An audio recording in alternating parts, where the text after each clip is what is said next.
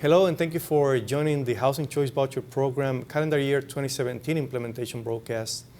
My name is Miguel Fontanez, Director of the FMD, and I have the pleasure to be here with Yesandra Deya, Financial Analyst for the FMD, and Teresa Phillips, Housing Program Specialist, also for the FMD. The purpose of the broadcast today is to brief housing agencies, industry groups, and all PIH staff in the field on the Appropriations Act funding provisions as it relates to the Housing Choice Voucher Program. Topics we're going to cover today includes voucher renewal funding, how we calculated your funding for calendar year 17, HAP set aside, which are the funding adjustment categories that we receive every year, administrative fees, which is a very important topic for housing agencies, other voucher funding, and we're going to touch on financial management as well. But before we go into detail, I want to take a minute of your time just to make a little recognition here to Teresa Phillips. So Teresa Phillips has been with the department for more than 20 years. 30. 30 years. She's going to retire late this summer. And HUD is definitely losing an outstanding employee. But retirement is gaining an accomplished human being and dedicated service of public service. So we want to say thank you to Teresa Phillips for all the years, her commitment, her integrity, and all that she has done for the Office of Housing Voucher Programs, and specifically for the Financial Management Division. Thanks to Teresa Phillips and a great dedicated staff at the FMD, we make happen, or we ensure that many families, 2.2 million families, through 2,200 housing agencies receive the assistance they need. And we're talking about the most in need, the low income, homeless veterans, and elderly and disabled families. Thank you, Teresa. Thank you, Miguel. Thank you. It's All right. a pleasure. That's great. So keep going with the presentation. As a matter of background, let me tell you about what happened at the beginning of the year. HUD and all federal agencies operated under a continuing resolution in calendar year 2017. That's from October 1st, 2016, all the way to May 5th, when finally we got an Appropriations Act enacted, Public Law 115-131. Funding allotments were received during that period based on federal fiscal year 2016 funding. Therefore, funding that we issued to your housing agency or obligated to your housing agencies were based on a lower prorated funding for the first 6 months. It was approximately 95% of your eligibility. But we actually look at your actual trend expenses from BMS for calendar year 2016 to make sure that we were providing the most accurate funding to your housing agency, at least based on your more current trends. If we have funded you based on calendar year 2016, that was based on calendar year 15 data. So it was good that we kind of did a reallocation of funding and determine your eligibility based on the most recent expenses. We have placed all the funding provisions of the Appropriations Act in a funding notice. The number is 2017-10, and that notice was published on June 28th of 2017. So please look at that notice carefully. Next slide shows you the individual line items for which we received funding in 2017. As you can see, the grand total is $20,292,000,000. We're very happy because we did not receive a full year continuing resolution. We got an Appropriations Act, so we have additional money from what we received in calendar year 2016. So Teresa and Yesandra are going to go over some of those values and what the proration represents for housing agencies in 2017. And I'm also going to cover administrative fees and some of the tenant protection vouchers as well. So another good news for you, as I mentioned before, $673 million more awarded for 2017 when you compare what we received in 2016. There is no sequester in calendar year 2017, which is always a good news. And we have a funding adjustment, a set aside for funding adjustment of $75 million this year, which has been more or less the same amount we receive every year for the last couple of years. At this point, I'm going to leave you with Teresa Phillips. She's going to cover the renewal funding calculation, and after that, Yasandra Deya is going to cover HAP set aside. Teresa? Thank you, Miguel. Yes, as Miguel indicated, notice PIH 2017-10 really goes in depth on the actual appropriations line items, and it also provides much of the information that's contained in this PowerPoint. But a brief summary of how the PHA renewal allocations have been calculated per the Appropriations Act. The first thing we did was we rebenchmarked using actual HAP expenses for calendar year 16, and this was based on the PHA VMS reporting and HUD review of that reporting, with an adjustment not to exceed costs for baseline units. In other words, we could not provide funding for any units above what you actually had under ACC during calendar year 2016. To that cost, we added a renewal inflation factor. We also provided inflation for initial funding for new increments that span both 2016 and 2017 calendar years.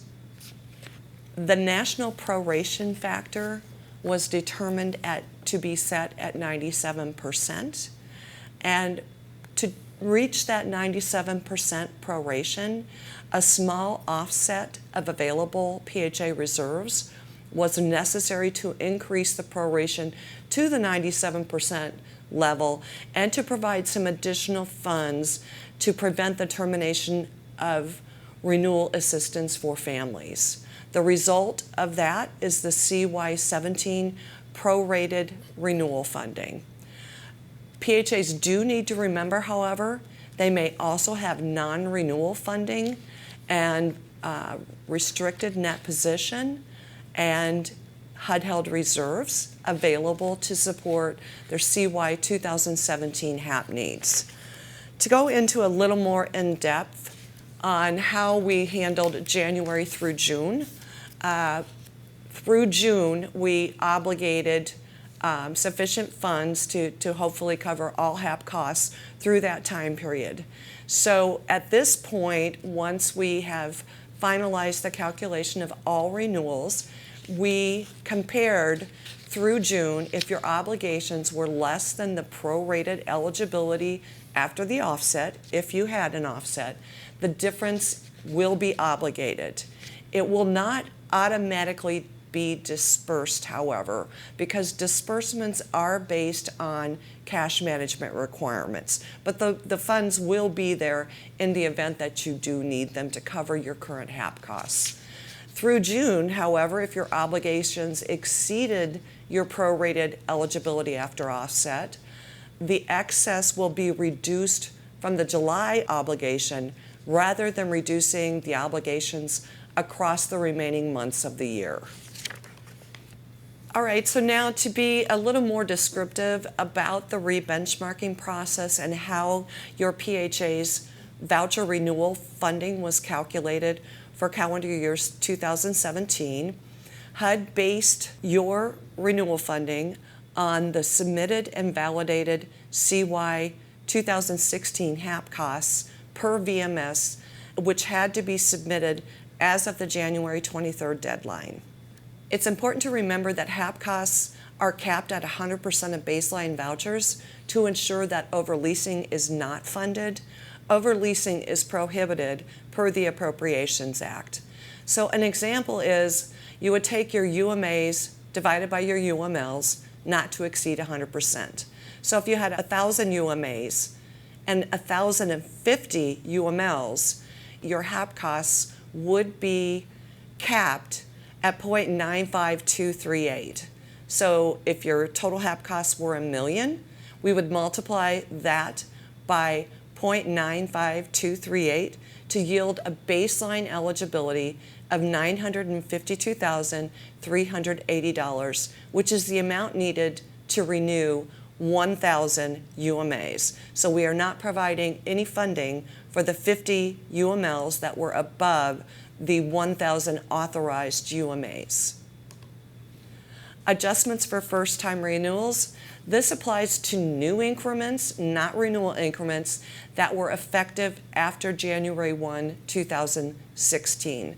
An inflation adjustment was provided using the renewal inflation factor, and it was applied for the months that the increment is effective in calendar year 2017. The renewal funding inflation factor is applied to the PHA's calculated 12-month renewal requirements after the adjustments for steps 1 and 2 have been applied. The next step is that HUD determines the eligibility for all PHAs and compares that amount to the total available HAP renewal funding per the 2017 Act in order to determine the proration factor. And this year, that proration factor is 97%. The Appropriations Act authorizes HUD to offset excess funds, both restricted net position and program reserves, in order to address two situations.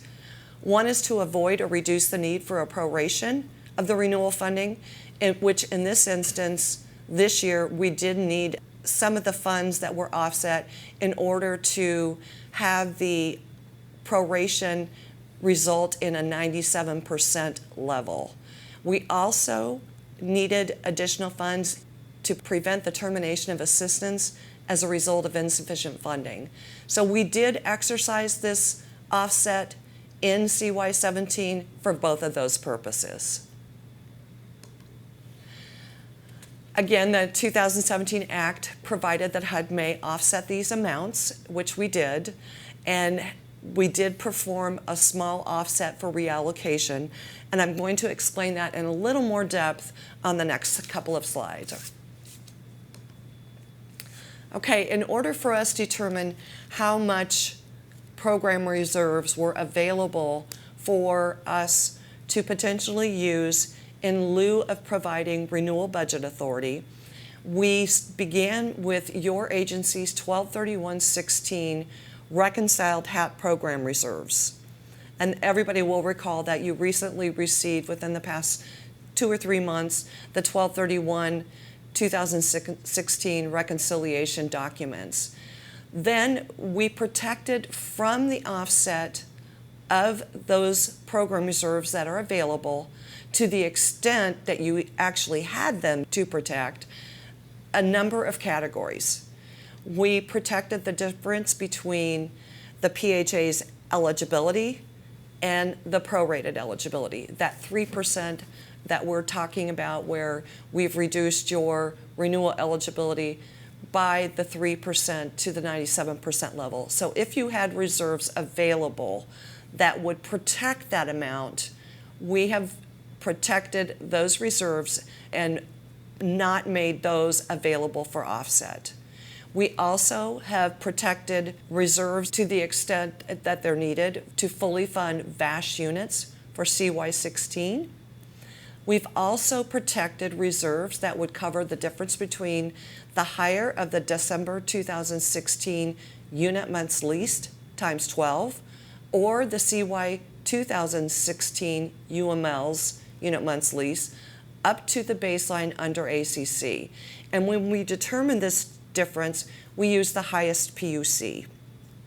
We also have protected from offset any 1/2 of the eligibility of the CY16 new incremental BA that your PHA has received and is applicable to the calendar year 17. We've also protected the CY16 set-aside, again, up to 1/2 of the eligibility rather than 1/2 of the funded amount. Also, a portion of the reserves was protected based on the size of your PHA. For PHAs 500 units and above, we protected 4% of your renewal eligibility. For PHAs 250 to 499 units, we protected 6% of your eligibility. And for PHAs with less than 250 units, we protected 12%.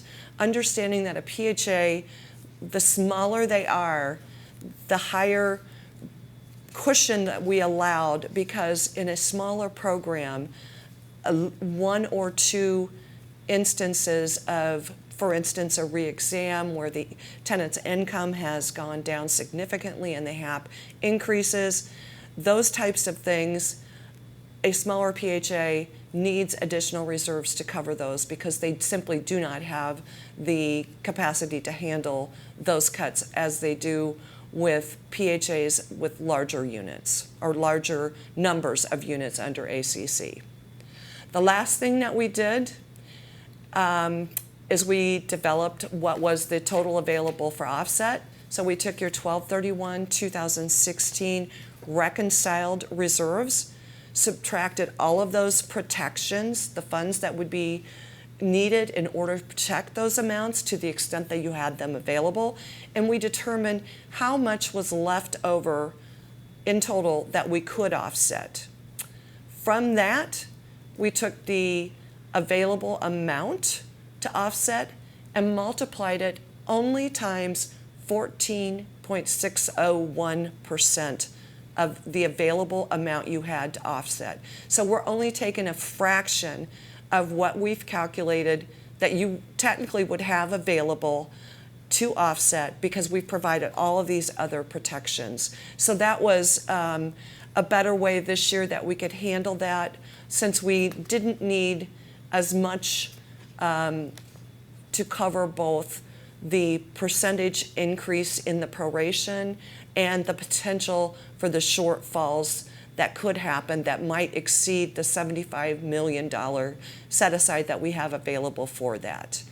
One last note, PHAs that were determined to be a shortfall PHA in calendar year 16 are exempt from offset because by definition, if they were a shortfall PHA, they did not have sufficient funds to get through calendar year 16 without the shortfall set-aside funding.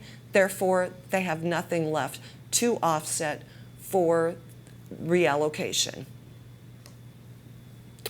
Disbursements, again in CY17, will be based on cash management requirements per PIH Notice 2017-7.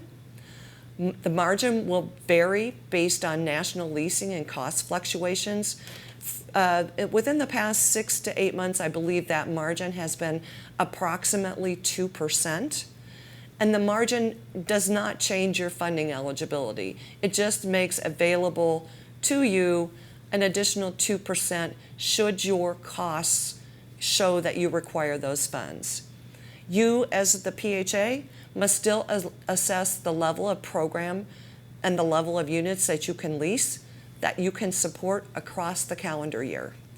Based on the total HAP funding and RMP and HUD-held reserves available, actual expenses to date, and projected expenses, disbursements for the balance of the calendar year will be calculated per the cash management requirements. Front loads will continue to be available in calendar year 17 up to the total budget authority obligated for your PHA and the available HAP reserves HUD holds for your agency. Non-renewal disbursements will continue to be made based on contract terms of incremental awards, and that, for example, for tenant protection, new VASH, and RAD, those are simply provided and dispersed to your agency in equal monthly installments over a 12-month period. And again, total disbursements will be reconciled against your total requirements that you enter into VMS, and that will occur twice annually. Yasandra, I'm going to hand the next part over to you on the voucher set-aside funding. Thank you, Teresa. As we know, this year Congress has given HUD $75 million of renewal appropriations to be utilized to augment the renewal allocations for the following purposes, which are prevention of termination due to insufficient funding, known also as shortfall, unforeseen circumstances, portability cost increased, project-based vouchers, and VASH. But due to the fiscal year 2017 funding levels, the department is estimating to use the entire $75 million have set aside for Category 1 shortfall funding.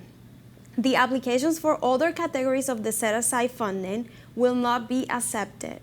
If there are remaining funds after the shortfall is funded, these funds will be distributed to all PHAs on a prorated basis. The shortfall has two different scenarios.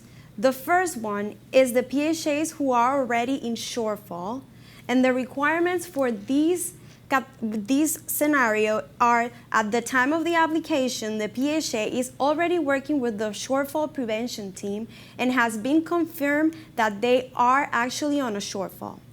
The PHAs has ceased issuing vouchers as the date of the notification by SPT. PHAs had resigned vouchers on the street as the date of notification also by the SPT. There are some exceptions for this scenario, which are participants issued vouchers to move, tenant protection vouchers for target families residing in covered properties on the date of the eligibility event. The VASH vouchers for homeless veterans up to a VASH baseline. Also in the first scenario, the PHAs may enter into a project-based HAB contract for units already under AHAB and may fill vacant project-based units. PHAs has ceased absorbing portable vouchers as of the date of notification by the SPT of a potential shortfall. The second scenario for this shortfall category is if the PHA who manage their program budgets in a responsible manner but is later determined by the shortfall prevention team to be in a shortfall. In either case, scenario 1 or 2, the PHA must submit the signed calendar year 2017 set-aside attachment A through our email. The determination of funding required is calculated by HUD using the 2-year projection tool, compares all resources available to the PHA versus HAP expenses projected for the year. These are the resources, which are the RNP, the HUD held reserves, calendar year 2017 Renewal Budget Authority, calendar year 2017 portion of Incremental Budget Authority, and set-aside funds. For the expenses, they are the current leasing and expenses data projected through the year, suspension of vouchers, projected attrition based on prior actual attrition. The application period is open throughout calendar year 2017. However, the PHAs with SPT confirmed shortfalls in September, October, and November 2017 must submit the application no later than 5 p.m. Eastern Time, Friday, July 28, 2017, in order for HUD to provide the funds prior to fiscal year 2017 closeout. For PHAs with SPT confirmed shortfalls in December 2017, must submit an application no later as well as 5 p.m. Eastern Time on Monday, January 22, 2018. HUD reserves the right to accept additional applications in case-by-case basis after this date.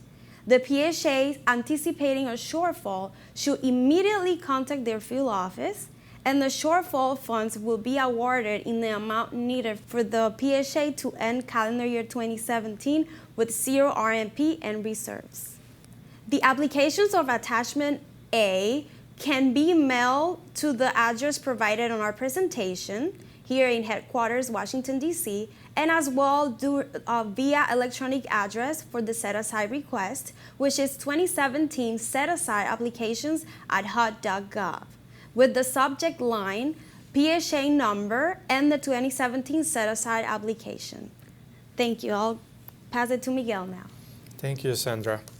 Let's talk about administrative fees, which I believe is one of the most important topics for housing agencies. For 2017, the appropriation awarded $1.65 billion for housing agencies. We were estimating that amount to yield approximately 77%. It's been a little bit lower than that.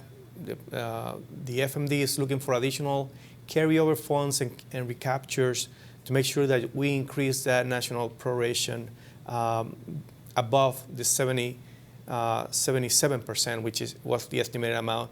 It's been lower. We're going to try to increase it a little bit more through the end of the calendar year. From the $1.65 billion, we can use $10 million for special fees, and I'm going to go over those special fees that we have selected for calendar year 2017. And this set aside has been consistent for the last 5 to 10 years. We've been setting aside $10 million, and whatever is not needed for those special fees has been reallocated across the board to housing agencies. The administrative fee funds disbursement process have not changed for the last 5-10 years. We continue to advance those funds on a monthly basis and based on the latest reconciled eligibility. AMI fee are reconciled on a quarterly basis, and we continue to update the prorated amount at the national level. The latest proration that we utilized to advance AMI fee was 76%, which was July through October of 2017. However, the reconciliation as of March of 2017, which was recently completed, yield around 74-75% proration. Again, we're looking to increase the national proration. That's why we advance additional funds at 76%. PHAs that understand that their administrative fees and program reserves are not enough to cover their operations, they should look for streamlining guidance that we have to reduce those costs.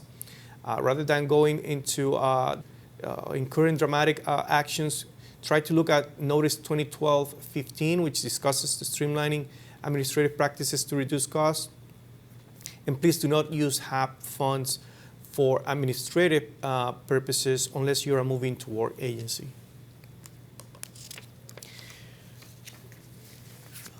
The calendar year 2017 AMI fee rates were posted in our Hcb website on February 2017. We also have a Federal Register notice that was recently published. If you want to see if you haven't seen your rate yet, we have a link that you can use. You can click on that link or post that in your browser. They were retroactive. They were applied retroactive to January 1st of 2017. So they will be applied for the entire calendar year 2017. PHAs had an opportunity to request higher administrative fees and also blended rates. Their deadlines were extended through June 23rd of 2017. Thank you for all those PHAs that submitted your applications. Most of the blended rates have been completed and announced to the housing agencies whether they were eligible for a blended rate. I believe higher AMI fee rates are in the process of being completed and announced to the housing agencies.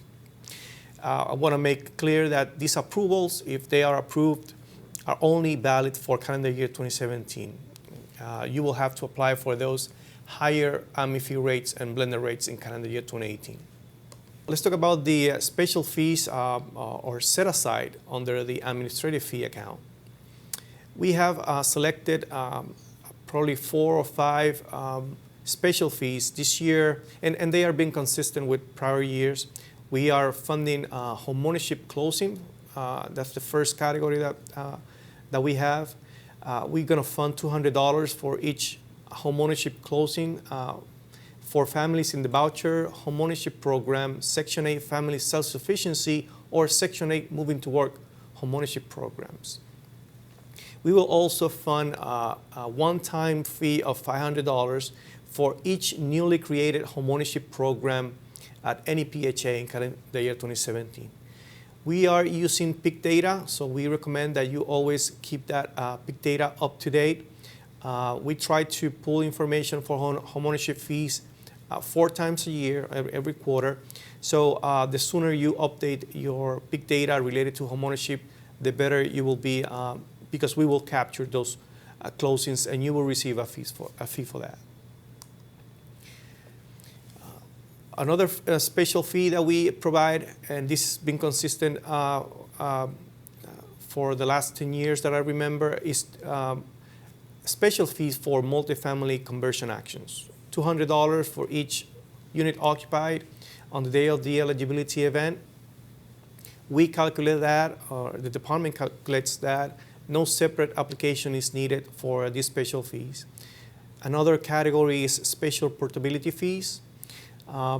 If you are a PHA that administers porting vouchers, which equal 20% or more of your PHA total lease vouchers as of December 2016, you will be eligible for a special fee. And the way we calculate that fee is that we multiply 5% times your PHA column A rate for each eligible port-in voucher for 12 months. That's how we calculate it. Again, there's no application needed. We have processed this special fee every year. Very early in the year, we receive the Appropriations Act, 5 months into the calendar year. We are in the process of providing that fee for eligible PHAs.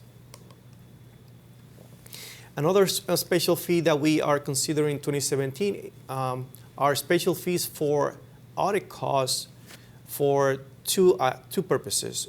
PHAs are declaring their Housing Choice Voucher program as a major program.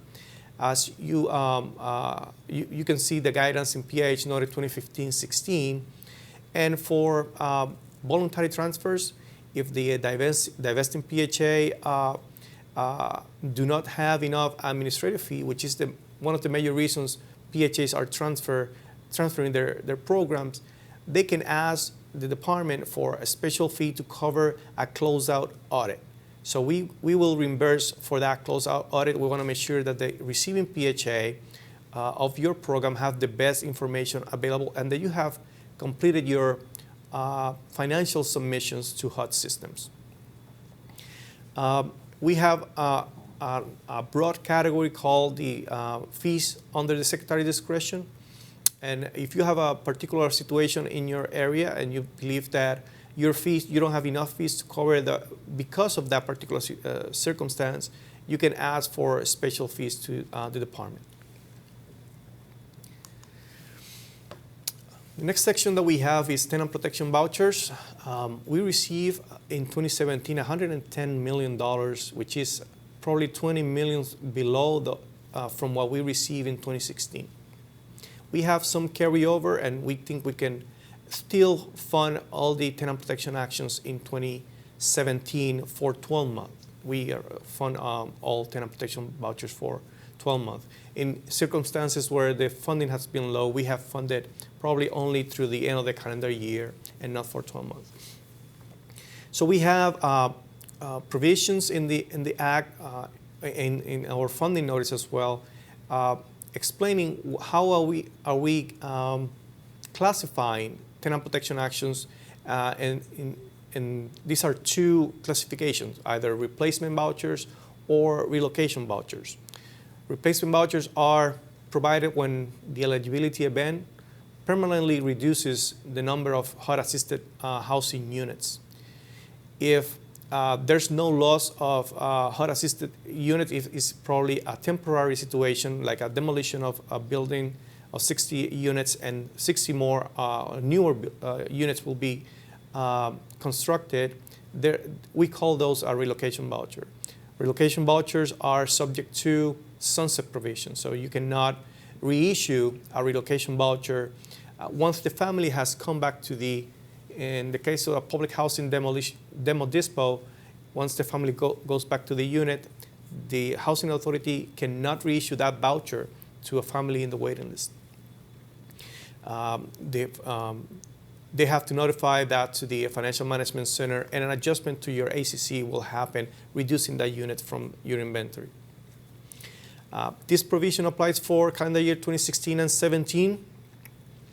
And usually the Financial Management Division and the Financial Management Center will tell you when you receive a relocation voucher. So you make sure that you also identify that voucher and pick as a relocation voucher. Multifamily housing conversions. We process different categories of multifamily housing conversions, and they include mod rehab or single room occupancy replacements, multifamily conversions such as terminations, opt-outs, prepayments, property disposition relocations, and certain RAT conversion. We call it RAT 2 conversion. We are funding, like I mentioned before, all TPV actions or housing conversion actions for 12 months. And we typically call or classify multifamily conversions as replacement. In the case of owners that leave the program for any of the multifamily categories, which is termination, opt-outs, automatically we lose HUD-assisted units, so they will be classified as replacement vouchers.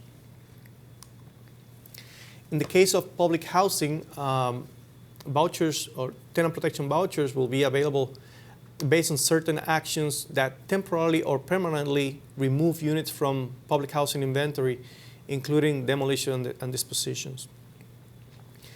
Currently, the department is determining the eligibility of these tenant protection vouchers, and also we are classifying these vouchers as replacement or relocation. When I say we, it's the field office is helping the housing agencies to do that classification. We also will continue to fund tenant protection vouchers for public housing related events for 12 months. We have a provision in the Act that repeats from a couple years, which is for vacant units, replacement vouchers for vacant units. We can, or the Act provides that HUD may only provide replacement vouchers for units that were occupied within the 24 months that cease to be available as assisted housing, and only to the extent that funding is available. So we have that provision in the Act in 2017 as well, and we have the internal policy has been to only fund occupied units because of the lack of funding. However, if at the end of the calendar year we notice that we have carryover that can be utilized for unoccupied units, we will use those funds and apply it to the provision of the 24-month provision. Well, I'm going to leave now Teresa to go over the VASH funding, one of the special purpose vouchers. Sure. In calendar year 17, or the federal fiscal year 17, Congress has appropriated $40 million for VASH supportive housing, and it's going to be awarded based on a geographic need, and HUD will issue comprehensive guidance for this competition at a later date. So be on the lookout for that. I believe that the criteria will be slightly different this year, and that information will come out in that comprehensive guidance that's planned for the competition. The 2017 Act also provides $7 million for rental assistance and associated admin fees for tribal HUD VA supportive housing to serve Native American veterans that are homeless or at risk of homelessness living on or near a reservation or other Indian areas. Any amounts remaining after the renewal of those previously awarded tribal HUD VA supportive housing may be used for new grants under this program. And further guidance from the Office of Native American Programs, ONAP, will be provided at a later date, so be on the lookout for that information as well if you're in the ONAP area. The 2017 Act provides $120 million for the 5-year mainstream program. The 5-year mainstream voucher renewals are rebenchmarked the same as the regular voucher renewals. And again, we use the actual HAP expenses as reported in the voucher management system by the PHA for calendar year 16. And this is a separate renewal action from the regular voucher renewal process that it was just completed last week. Administrative fees will be based on leasing as of the first of each month, and of course the proration of those fees will be at the same level as the fees for the regular voucher program. The 2017 Act also provides that any funds remaining after funding renewals and administrative expenses shall be available for incremental tenant-based assistance. In other words, additional new Mainstream 5 incremental assistance. Further guidance will be provided for this funding at a later date. The 2017 Act also provides $10 million for new incremental family unification program vouchers. Again, this is a line item that has not been funded in recent years. I believe it was last funded in 2008, 2009. So the 17 Act does provide $10 million for the FUP program. A notice of funding availability will be published at a later date, so be on the lookout for that. Additionally, there's a new provision this year. The 2017 Act also states that any PHA administering voucher assistance appropriated in a prior fiscal year act under the FUP program that determined that they no longer have an identifiable need for such assistance upon turnover, they will need to notify the secretary, the department, and the department will recapture such assistance from the agency and reallocate it to any other PHAs based on need for that family unification program voucher assistance. And HUD will implement this provision through guidance at a later date. Now we're going to talk about Hcb Financial Management. PHAs must manage their programs in a responsible manner to enable them to serve families within their calendar year 2017 allocations, their restricted net position, and their available HAP reserves, and within your voucher baseline.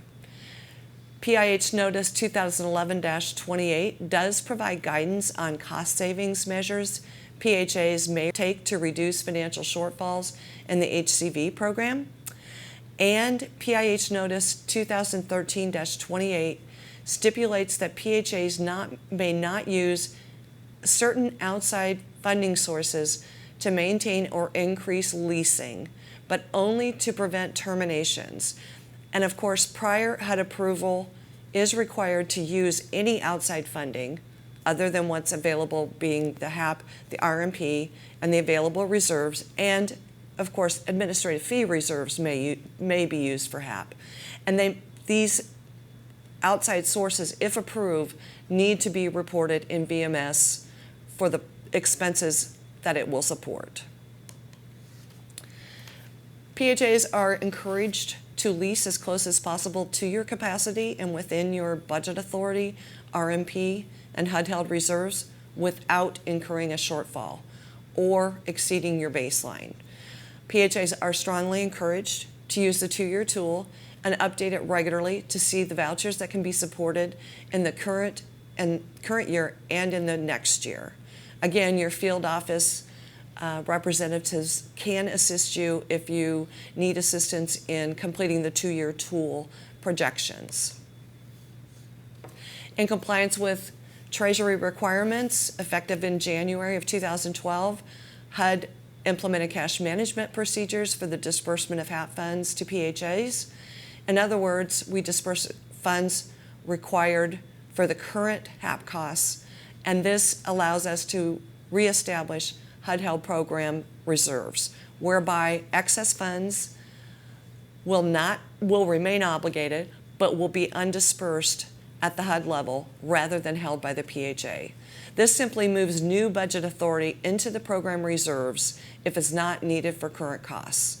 It remains available for program HAP expenses, and it is not a recapture. It's just simply moving the money from the PHA held to the HUD held reserves where it remains available for the PHA's use in current and future years.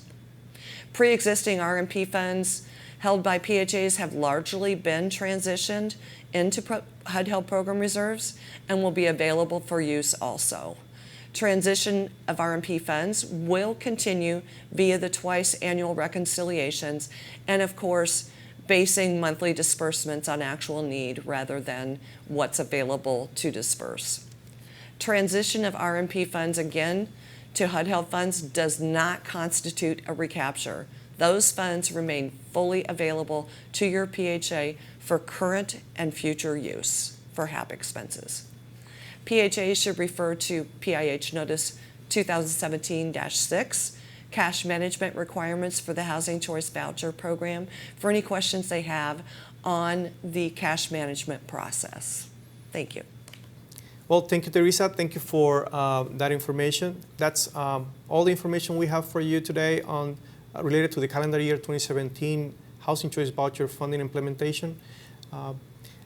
Thank you for, again, joining the broadcast today. I want to say thank you to Yesandra Deya for participating in the broadcast, and also I want to say thank you to Teresa Phillips for participating, and best wishes on your retirement. Thank you. Well, thank you so much for joining the broadcast again, and we will see you next time.